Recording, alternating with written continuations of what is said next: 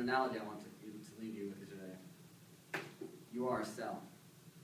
Right now, you may be sitting in an air-conditioned room like this one, built by cells like you to maintain homeostasis.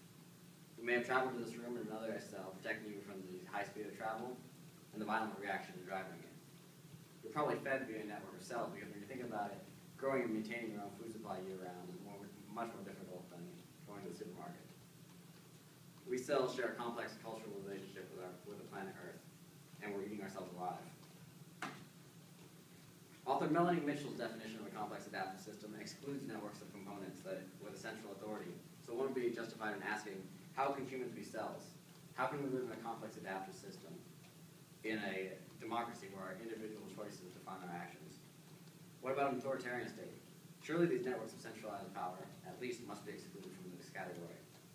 However, centralized powers are an example of a process of adaptation, the evolutionary process at the center of the term complex adaptive systems, and the first qualification to be defined as such. The term centralized power is itself an excellent example of one of the good traits that complex adaptive systems share, and a good illustration for why it took just so long for evolutionary processes to be deciphered. Evolutionary processes are inherently deceptive. In his book, River Out of Eden, Richard Dawkins hits the thought when he says, the illusion of purpose is so powerful that biologists themselves use the assumption of good design as a working tool. Centralized power is a good example of this illusion. The illusion of centralized authority purposely working towards goals is so powerful that even the words we choose to describe this type of state show exactly how our ancestors were duped into believing in a centralized power. Evolution works on multi-generational timescales, which is very likely the source of this deceptiveness. It's driven by two processes of adaptation, termed adaptation from above and adaptation from below. The authoritarian state, for example, is a good example of an adaptation from below. The idea of a centralized authority starts in one of the cells of the system, spreads to others, and eventually gains enough legitimacy for the other cells in the system to comply with it. But why does this happen? Each particle within a complex adaptive system cultivates itself by regulating information flow in and out of the emergent system. In cultures, each cell, including you and I, has a semi-permeable membrane.